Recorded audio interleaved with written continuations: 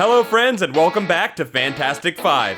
This week we're counting down the 5 best and funniest newspaper comic strips of all time. If you can peer back through the shrouded mists of time to the era when newspapers were important, and the comics page featured fresh and innovative strips by pioneering artists whose median age was younger than 90, maybe you can imagine the comics we're talking about today. I'll just tell you all up front, I'm not going to waste time talking about the most obvious ones. I know you guys all love Peanuts, Calvin and Hobbes, Far Side, Bloom County, and maybe Doonesbury, and so do I. They're all classics, and you already know about them.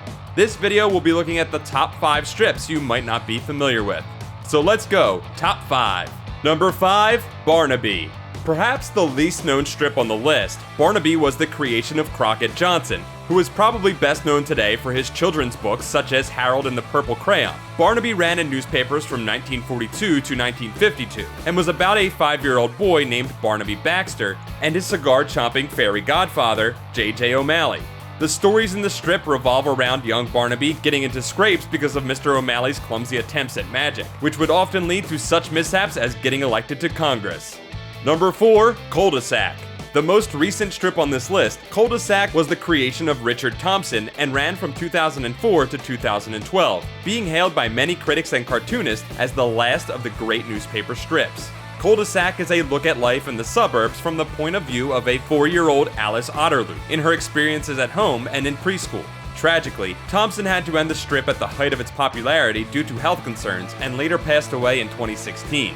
But this strip will be long remembered for its warm humor and expressive drawing. Number 3, Nancy.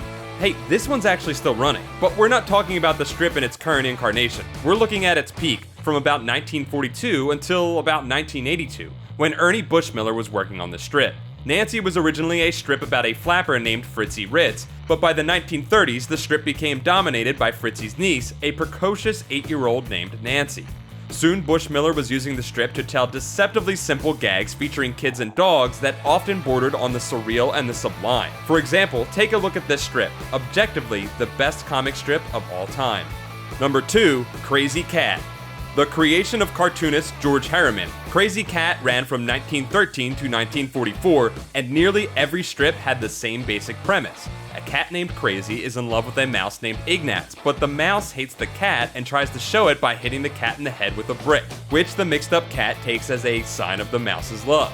But the beauty of Crazy Cat is the way in which Herriman found infinite variation within that premise. In the meantime, playing with language, character, and the ever-shifting landscape of Coconino County. Crazy Cat was one of the first strips that led critics to consider that comics could, in fact, be art, and is widely considered the greatest comic strip of all time. But as beautiful and poetic as Crazy Cat is, this is a countdown of the funniest strips, and one has it beat. And number 1, Pogo.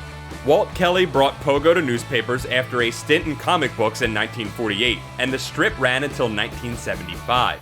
During these years, Kelly delivered raucous slapstick, ingenious wordplay, broad political satire, memorable songs, and the best drawn trees in the history of drawing. Pogo focused on the animal denizens of Okefenokee Swamp, such as the titular Pogo Possum, Albert the Alligator, Howland Owl, and Captain Churchy LaFemme, to examine the all-too-human foibles within us all. This often meant skewering politicians of the day, most notably witch-hunting Senator Joseph McCarthy, who found his counterpart in the strip as Simple J. Malarkey, a somewhat sinister wildcat. For its mixture of highbrow and lowbrow humor, sharp satire, and beautiful drawing, Pogo is impossible to beat.